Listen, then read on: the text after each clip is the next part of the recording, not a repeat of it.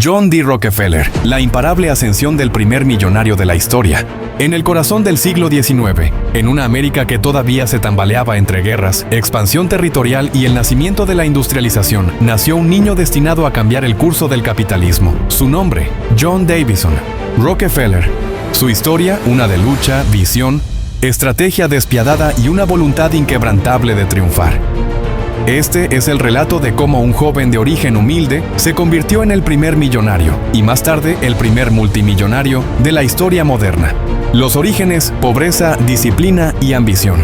John D. Rockefeller nació el 8 de julio de 1839 en Richford, un pequeño y empobrecido pueblo del estado de Nueva York. Su padre, William Big Bill Rockefeller, era un viajero vendedor de elixires que se hacía llamar boticario y médico, aunque en realidad era un timador. Hombre carismático pero irresponsable. Big Bill pasaba largas temporadas fuera de casa y enseñó a John una temprana lección de vida. Robar es malo, pero si vas a hacerlo, hazlo bien. Esa frase, en su retorcida lógica, marcaría a John para siempre. Su madre, Eliza, en cambio, era una mujer profundamente religiosa, firme y trabajadora.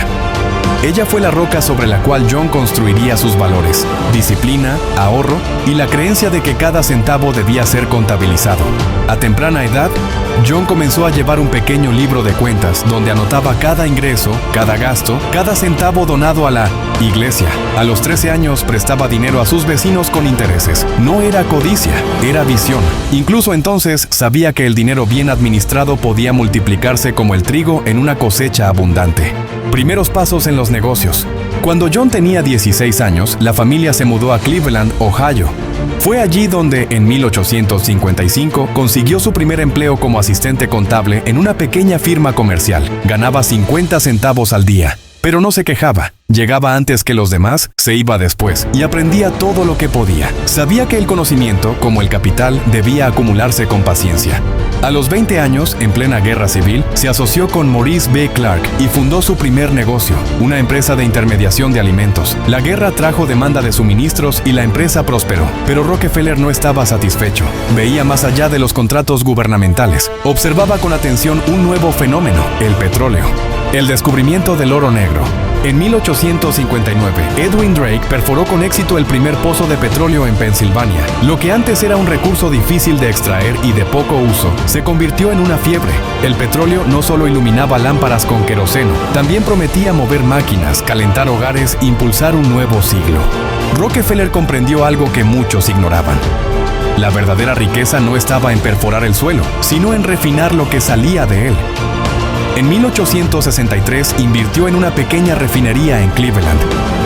En poco tiempo compró las partes de sus socios y fundó su propia compañía, Standard Oil. El ascenso de un imperio. Desde el inicio, Rockefeller entendió el juego como nadie más. No se trataba solo de refinar petróleo, sino de controlarlo todo, desde el transporte hasta la distribución. Negoció despiadadamente con los ferrocarriles para conseguir tarifas preferenciales.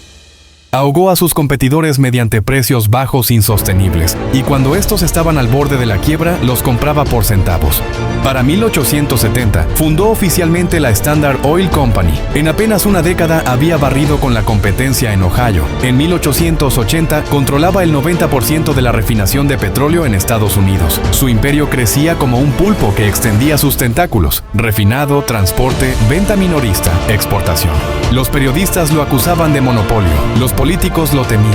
El público lo odiaba y lo admiraba. Pero Rockefeller, frío y meticuloso, seguía adelante. Cada decisión era calculada. Cada movimiento, una pieza más en el tablero. Críticas, poder y consolidación. Para algunos era un genio. Para otros, un villano. Sus métodos eran despiadados. Espiaba a la competencia, compraba patentes para bloquear a otros, cerraba acuerdos secretos con los ferrocarriles. Pero no era ilegal. Todavía no. En una era sin regulación ni leyes antimonopolio, Rockefeller aprovechó cada grieta del sistema para construir su fortaleza.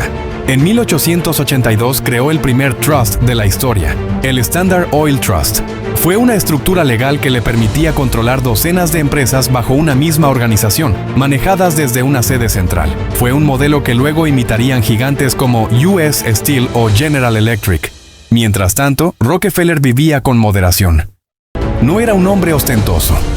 Iba a la iglesia cada domingo, donaba generosamente, aunque en silencio, y enseñaba a sus hijos a trabajar con humildad. Creía firmemente que la acumulación de riqueza debía ir acompañada de un propósito moral. Dios me dio mi dinero, solía decir sin arrogancia, sino como una afirmación de destino. El ataque del gobierno y el inicio de la leyenda.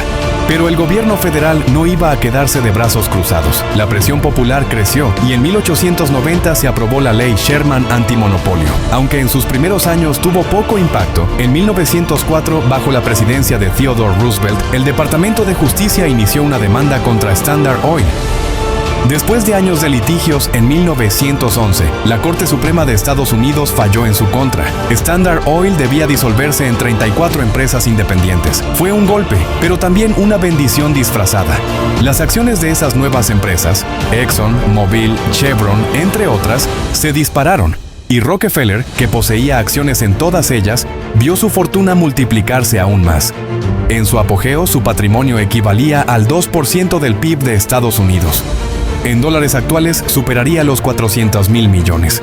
Había empezado con 50 centavos al día. Ahora era el hombre más rico que el mundo había conocido. El filántropo inmortal. Pero Rockefeller no se conformó con la riqueza. A partir de 1890 comenzó a retirarse de los negocios y se dedicó de lleno a la filantropía. Creó la Universidad de Chicago, donó millones a la educación de afroamericanos, financió investigaciones médicas y creó la Fundación Rockefeller, que transformó la salud pública mundial. Combatió enfermedades como la fiebre amarilla y la malaria. Reformó sistemas educativos.